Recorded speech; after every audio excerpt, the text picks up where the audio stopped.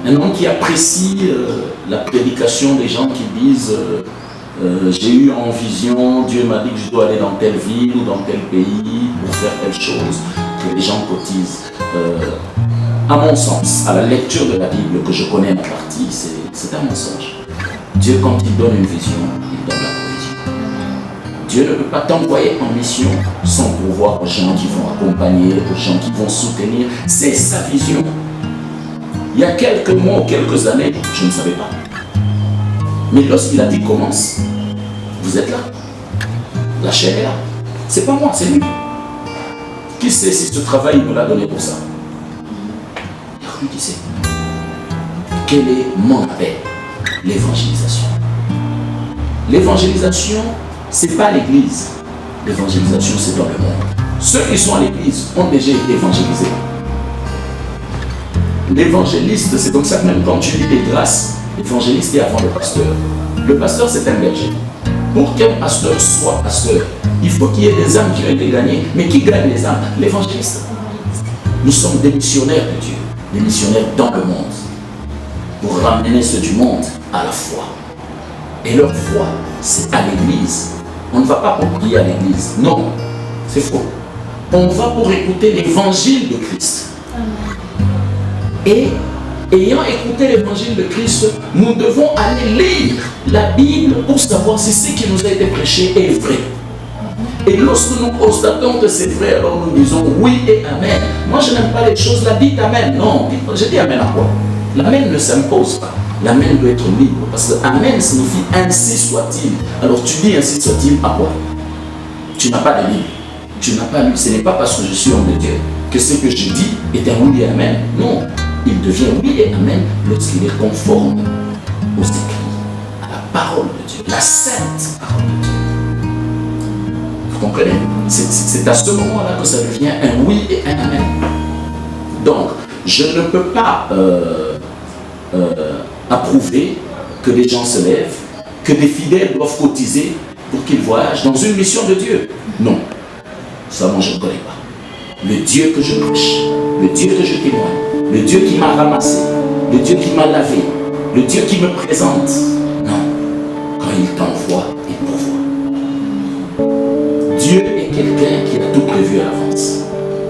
Tout peut être nouveau pour l'être humain. Pour vous et pour moi, aujourd'hui, on se rencontre pour la première fois. C'est nouveau. Mais Dieu n'a rien de nouveau. Tout ce que nous allons dire après, Dieu le savait déjà. Il avait déjà préparé les questions, il a déjà préparé les réponses, il connaît les âmes qui sont touchées. Il n'y a que Dieu qui sait jusqu'où ça va aller. Pourquoi? Il dit, c'est selon les desseins éternels de Dieu que vous marchez, que vous êtes bénis. Parce que rien n'est nouveau sous le soleil. Tout a été créé depuis le temps, tout a existé avant. Dieu a une longueur d'avance sur vous. Dieu sait que tu vas tomber là dans un coup.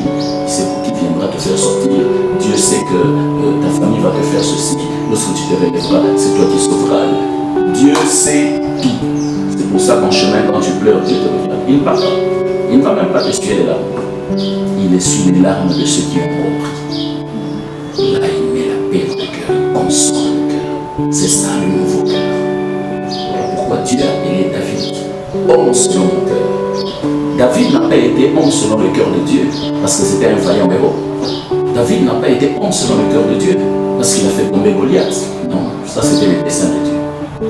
David, Dieu l'appelle homme selon mon cœur parce que David savait toucher le cœur de Dieu. David reposait dans le cœur de Dieu parce que la grande force de David, c'était pas le combat, c'était la repentance, la reconnaissance de ses erreurs. C'était un sage. Et Dieu l'a appelé homme selon mon cœur. Voilà. Merci beaucoup. Nous venons de beaucoup apprendre. Quand j'allais avoir une dernière question à vous poser, je dirais l'avant-dernière question à vous poser. Rédigo, cette chaîne est-elle liée à votre histoire de notre chaîne? Est-elle liée à votre histoire? Attachée à votre histoire? Est-ce que vous avez vécu au passé ou est-ce que vous êtes en train de vivre dans le présent? Notre chaîne est-elle liée à votre passé ou à votre présent? Vous saurez constater que c'est une question très difficile. Nous avons dit tout à l'heure que c'était la pensée de Dieu, la vision de Dieu. Mais quand Dieu envoie quelqu'un, lui donne un mandat, c'est toujours par rapport à son histoire, parce qu'il n'y a pas plus grand témoignage que ce qu'on a vécu personnellement. Moi, j'ai toujours dit aux gens, pour ceux qui m'ont connu depuis le début du ministère, je suis un témoignage pour vous. Je disais toujours dans les églises où j'ai prêché pendant 22 ans, je disais toujours, c'est comme quelqu'un qui est en train de méditer la parole de Dieu chez lui à la maison. Il ouvre la Bible et son enfant est en train de jouer. Mais on frappe à la porte avec instance. Il dépose la Bible, il va ouvrir. Pendant qu'il laisse l'enfant en jouant atténue une page, il veut soulever la Bible par la page. La page se déchire. Et quand le papa ouvre la porte, le vent emporte la page. La page s'en va. Elle avance au gré des vents. C'est moi, j'avance à la volonté de Dieu. Mais lorsque cette page arrive sur ton visage, ne dis pas qui m'a envoyé ce papier, non. Le papier, la page a laissé tout le monde, elle est venue à toi. Lis ce qui est dessus, c'est ton message. Moi, je suis la page de la Bible qu'un enfant a arrachée, qui va au gré des vents, poussé par l'Esprit de Dieu. Celui qui me rencontre a une histoire à lire, a un témoignage à entendre, a une parole à connaître. Je suis une page de la Bible qui vole, qui marche, qui court, guidé par le Saint-Esprit, parce qu'il porte un message dont quelqu'un a besoin. Ça peut être une humiliation sur laquelle les gens se sont assis. Ça peut être une gloire que les gens ont découvert. Ça peut être un témoignage qu'ils ont eu tronqué, ils ont besoin d'une vérité. Ça peut être, c'est ça, la page de la Bible que je suis. Elle ne va que vers ceux pour qui elle est destinée, porteur d'un message, porteuse, parce que c'est une page, d'un message, d'un témoignage, d'une force, d'une louange, d'une adoration, d'une prédication, porteuse de la volonté de Dieu pour celui à qui il est destiné. Donc quand tu me rencontres, ne dis pas que ce n'est pas ton temps. Non. Quand tu me rencontres, ne ris pas, ne te moque pas. Quand tu me rencontres, ne sois pas triste, ne pleure pas. Parce que moi-même, je ne suis pas triste, mais je suis fort en Christ. Et donc, soyez forts et lisez l'histoire. Cette page de la Bible est en face de vous. Amen. Que Dieu vous bénisse en Dieu. J'ai encore posé une autre question. Je voulais savoir un peu comment en fait voyez-vous cette chaîne dans le futur? Si vous devez imaginer, essayer un peu de voir la chaîne, comment vous le voyez Je vais utiliser un passage biblique qui dit la foi en Jésus-Christ est une folie pour ceux qui ne connaissent pas Dieu. Cette chaîne est une folie. Non, je l'ai vu. Cette chaîne est une folie. C'est une chaîne universelle. Même quand elle passera à la télé, la chaîne à la télé sera ici au début. Mais après, elle sera sur tous les continents. Parce que Dieu m'a dit, il y aura des gens qui partiront d'ici comme représentants de la vision dans tous les continents. Selon que les continents sont répartis. Prenons pour l'Amérique. Il y aura un représentant pour l'Amérique. Et qu'il y aura des branches en Amérique du Nord, en Amérique centrale et en Amérique du Sud. On appelle l'Amérique latine. L'Europe, ça sera pareil. L'Asie, ça sera pareil. Il y a des gens que Dieu a déjà désignés, que je ne connais pas, qui vont partir incessamment. C'est eux qui seront porteurs de la vision là-bas. Et tant là-bas, Dieu leur montrera avec qui ils vont travailler. Il y aura toujours quelqu'un, selon la pensée de Dieu, qui partira d'ici. Qui sont ces gens? C'est des hommes de Dieu que Dieu a déjà préparés, qui n'iront pas pour être attachés au matériel. Non. Dieu ne va pas utiliser les gens qui vont détruire son œuvre. C'est les temps de la fin. La Bible dit, le Fils de l'homme revient déjà. Il est déjà à la porte. S'il est à la porte, nous devons nous préparer, nous devons faire notre mission. C'est-à-dire, Dieu aura désigné des gens qui iront, qui ne vont pas penser acheter des voitures folles, des maisons, se vanter comment ils ont des grandes églises. Non, la grande église, ce n'est pas le nombre de fidèles comme les gens le racontent. La grande église, ce n'est pas le montant des cotisations, des dîmes, des offrandes qu'on reçoit. Non.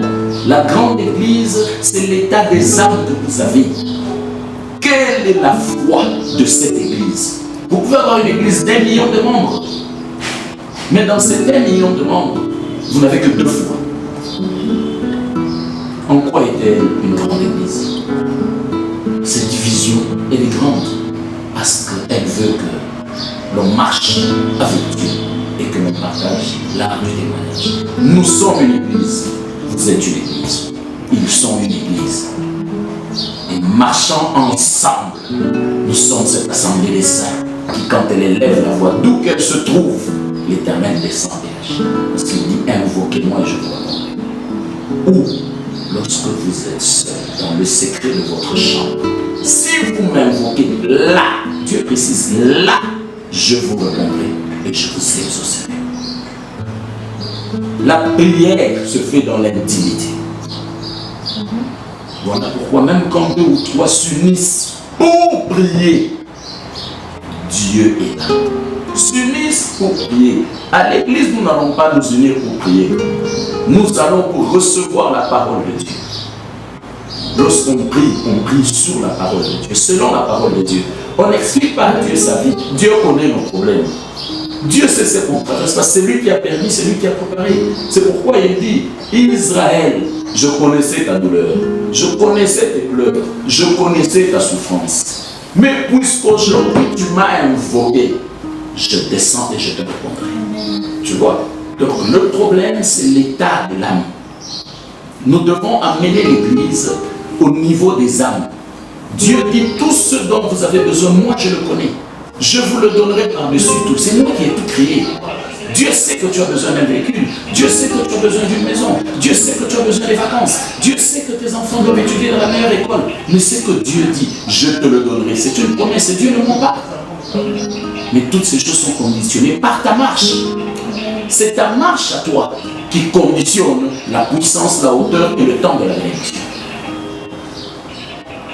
Si vous me permettez, je vais vous ouvrir une brèche. C'est comme un parent qui a un enfant, 3 ans déjà, un enfant parle, qui veut des bonbons. Je ne connais pas une seule maison, même pas un palais royal, qui quand ils font des provisions, ils achètent des bonbons. On peut acheter du chocolat, on peut acheter des biscuits, des bonbons. Personne ne les achètera en provision. Ah ouais. Les bonbons, on va les chercher. Alors quand un enfant demande des bonbons, dans le quartier, il ne manque pas de boutiques ou de kiosques, quel que soit le quartier. Alors, si le papa marche seul jusqu'à la boutique, en 5 minutes, l'enfant aura déjà mangé les bonbons. Mais lorsque le père sort avec un enfant, un fils, le père veut que le fils marche. Mais je vous pose une question, ce qui n'était pas prévu, mais j'espère que vous me répondrez. Lorsque le père marche avec son enfant de 3 ans, qui suit le pas de qui? C'est l'enfant qui suit les pas du père. Les pas du père sont grands. Si l'enfant doit les suivre, il va tomber, il va se salir. Et le papa sera obligé de prendre l'enfant. Or, papa est propre. Va-t-il se salir parce que c'est son fils? Non. Le papa voit les choses en avant. Il dit non, pour que l'enfant ne tombe pas, qu'il ne me salisse et qu'il ne pleure pas. Moi, je suivrai les pas de l'enfant. Ça fait qu'au lieu de 5 minutes, vous allez faire 10 minutes. Parce que le papa subit les désirs du fils. Or, c'est lui qui crée en nous le vouloir et le faire. Donc, les désirs qui sont en nous, c'est Dieu qui les met. Ah, Dieu veut voir la dimension de notre foi. Mais maintenant, quand il marche, qui tient la main de qui? Ah, c'est papa qui tient la main de l'enfant. Non. Encore une fois, si papa tient la main de l'enfant, l'instinct de sécurité, l'instinct protecteur, il va tellement tenir fort, l'enfant va transpirer, il aura mal, il va lâcher le papa. C'est l'enfant qui tient, généralement, il tient un doigt. Et le papa met toute son attention et son énergie sur le doigt. Il sait qu'au moindre mouvement, ce doigt va soulever cet enfant. Parce qu'il va juste tirer la main, va prendre l'enfant. Donc non seulement le papa subit la marche de l'enfant, mais le papa subit aussi que ce soit l'enfant qui le tient. Ça joue sur la marche. Et c'est ça qui témoigne de l'intimité d'un fils avec le père. L'enfant sait qu'il y a des voitures, il y a tout. Donc pour lui, l'accident n'existe pas. Non, lui il va marcher, il va choter les bouchons. Mais dès qu'il chote, il voit un bouchon qui sort, l'enfant va s'arrêter. Parce qu'il veut jouer avec les bouchons. Mais le papa ne va pas le demander. Parce que si le grand enfant va se rouler dans la terre et ça sera bon. Puisque le papa a toujours de l'avance. Il dit, mon fils, les bouchons sont simples. Ça peut te blesser. Tu vas saigner. Un enfant qui apprend à saigner, il refuse. Mais ils se sont arrêtés.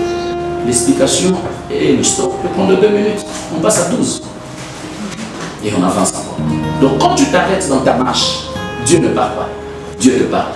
Et généralement, les gens n'écoutent plus Dieu, ils préfèrent écouter le monde. Et ils s'égarent. Là où ils vont, Dieu n'est pas loin. Dieu est toujours là, il y a toujours une petite voix qui te parle. Quand tu es seul, après avoir péché, après avoir fait tout ce que tu fais, qui es-tu face à Dieu, face à ta conscience? Quel est le témoignage de ta conscience? C'est ça Dieu. Il parle avec une voix très paisible. Mais l'enfant voit des gens jouer au ballon. Il va aller là où il y a les bonbons. Papa, je veux le ballon. Qu'est-ce que papa fait? Oui, mon fils, je t'achèterai un ballon. 2 minutes. Le papa fait une promesse. Est-ce que la promesse lui a dit tel jour? Non. Il lui a dit, je t'achèterai un ballon. C'est une promesse à laquelle l'enfant dit oui et amen parce que papa ne ment pas. C'est ça avec Dieu. L'enfant voit des gens en train de jouer avec un vélo. Papa, je veux le vélo. Oui, à ton anniversaire, je t'achèterai un vélo. Quand? À ton anniversaire. Est-ce que papa a dit quel anniversaire? Tu as plusieurs anniversaires dans ta vie. Pourquoi? Parce que papa sait à quel âge tu peux rouler sur un vélo. À 3 ans. Donc on t'achèterait un vélo à 5 ans. Papa n'a pas menti. Il a promis à l'anniversaire. Mais il sait que c'est à 5 ans. Mais ce qui est important pour toi, c'était ton besoin au départ de la maison. Quel a été ton besoin? Qu'as-tu demandé à Dieu au départ? Le bonbon. Mais alors le bonbon. Mon fils, tu sais que tu t'es plusieurs fois arrêté. Si j'étais venu seul, j'aurais fait 5 minutes. Mais comme il faut que je te présente aux gens, j'ai marché avec toi. J'ai suivi tes pas. C'est toi qui m'as tenu la main. Tu as refusé que je te porte parce qu'il fallait qu'on te voie. Tu fais ma fierté. On sait que je ne suis pas stérile. Je produis des enfants. Et c'est ma fierté. Et quand tu marches, tu me poses des questions. J'aime comment les gens me regardent. Ça, c'est le père. Mais maintenant, tu t'es arrêté 3 fois. Bouchon, ballon, vélo. Regarde. Tu vois, l'alimentation est là. Là, il y a des bons. À ce moment-là, même si on amène un vélo, il condamne. Pourquoi? Parce qu'il vient de se rappeler du secret du silence, du secret de l'intimité avec Dieu. Que Dieu t'a-t-il dit qui maintient ton espérance? Si tu rentres à ça, tu marcheras. Donc la bénédiction ne dépend pas de Dieu, elle dépend de ta marche. Toi qui es fils, qu'est-ce qui te distrait sur le chemin de la promesse? La promesse, c'est ça, l'intimité que tu as eue avec Dieu dans le secret. Et c'est ça qui maintient ton espérance. Mais tu es tellement pressé, distrait par ce qui brille. La bénédiction traîne. C'est toi qui as quitté le chemin. Mais Dieu est toujours avec toi parce qu'il n'abandonne pas ses enfants. Et donc voilà ce qui arrive avec la bénédiction. Elle traîne, non pas par Dieu, mais parce que toi tu marches mal. C'est pourquoi il dit soyons comme des petits enfants. Chaque jour leur esprit est devant ma face. Et moi l'Éternel, j'écoute et j'exauce leur prière. La foi en Dieu, c'est être comme un petit enfant. La foi en Dieu, c'est obéir. La foi en Dieu, c'est la sagesse de s'humilier pour toucher le cœur de Dieu. Le cœur de Dieu, c'est ça, la maison du trésor. Tous les trésors sont dans son cœur. Quand il est touché dans le cœur, le ciel produit la bénédiction. La terre produit la bénédiction. La bénédiction, c'est la manifestation de la gloire de Dieu dans ta vie. Elle est spirituelle et matérielle. Et là, les gens disent, oui, l'Éternel est avec lui. Nous le suivons. Et ça, c'est ça la vision, c'est ça la pensée, c'est ça l'objectif. Marche avec Dieu. Partage l'arbre du témoignage. Tu ne peux que partager l'arbre du témoignage si tu marches avec Dieu. Mais en tout cas, je suis très émouvée par ces paroles très sages de votre part. Et déjà avec une question très sage en tout cas. Et j'ai encore une petite question en ce qui concerne la marche de l'enfant et le père. Vous avez dit que l'enfant était censé toucher la main du père, tenir la main du père, excusez-moi, tenir la main du père et que le père, lui, il devait laisser l'enfant le tenir. Alors j'allais poser la question, alors si l'enfant lâchait son père pour aller courir à la rue et peut-être la voiture pour faire du dégât avec l'enfant? C'est pour pour ça que j'ai dit, peut-être à ce moment-là, vous ne m'avez pas suivi, vous étiez tellement emporté dans le message, c'est une bonne prédication. J'ai dit tout à l'heure que l'enfant tient le doigt. N'est-ce pas? Ça peut être à droite, ça peut être à gauche. Il tient le doigt. C'est lui qui choisit. Et il choisit souvent le doigt le plus long. Pourquoi? Pour que sa main tienne bien. L'enfant met toute sa force. Le papa connaissant les risques de la route, les vélos, les ballons, les jets de pierre, papa connaît. Il a une avance sur les autres enfants. Donc au moindre mouvement de l'enfant ferait que le doigt rentre, la main tient. Donc le papa peut être en train de marcher, même s'il cause, sa sécurité est là. Il ne se protège pas lui, il protège le petit. Donc, c'est au moindre mouvement. Donc, l'enfant lâche ou un bouchon. Non, c'est pas joué. Le papa le tient. Et quand le papa le tient, le fils dit maman, laisse-moi, je te tiens, tu me fais mal. Quand Dieu doit te tenir, tu passes à l'école parce que la douleur est wow. Alors il faut bénir Dieu et bien marcher pour atteindre l'objectif. Marche avec Dieu. Partage la vie. J'espère que vous venez de comprendre encore ce message. Avant que nous puissions le partager, j'aimerais vous dire ceci. Que vous pouvez vous abonner sur nous suivre, je dirais. Vous pouvez nous suivre sur YouTube, abonnez-vous bien sûr. Et suivez-nous aussi sur la page Facebook, Marche avec Dieu TV. Donc vous pouvez nous suivre là. Et Twitter et ainsi que Instagram suivront dans les jours qui suivent. Merci beaucoup. Avez-vous un dernier message pour La vie est en Christ. Et loin de Christ est pas de vie. C'est pour ça qu'il est dit, je suis l'amour, la vérité et la vie. Je souhaite que chacun de nous ait le temps d'écouter le témoignage de sa conscience et marcher dans les voies de Dieu afin d'obtenir toutes choses. Les gens qui courent, c'est qu'ils obtiennent n'est qu'éphémère. Et vous allez vous rendre compte que ça ne produit pas la joie parce que demain, ils sont obligés de faire encore de mal pour avoir plus. Mais à la fin, qu'est-ce qu'on a? Mais lorsqu'on est en Christ, on marche avec Dieu, par le Saint-Esprit, nous sommes des vases d'honneur, porteurs d'or, porteurs d'eau de vie, porteurs de témoignages, porteurs de gloire, porteurs d'armure pour le salut des hommes. Mon message, c'est que le salut vous parvienne au nom de Jésus-Christ. Et que nous soyons cette grande armée, ce grand peuple qui sert à la gloire, à la grandeur, à la louange et à l'adoration, à l'honneur qui est dû à l'éternel Dieu des armées. Soyez bénis et que Jésus-Christ vous aide.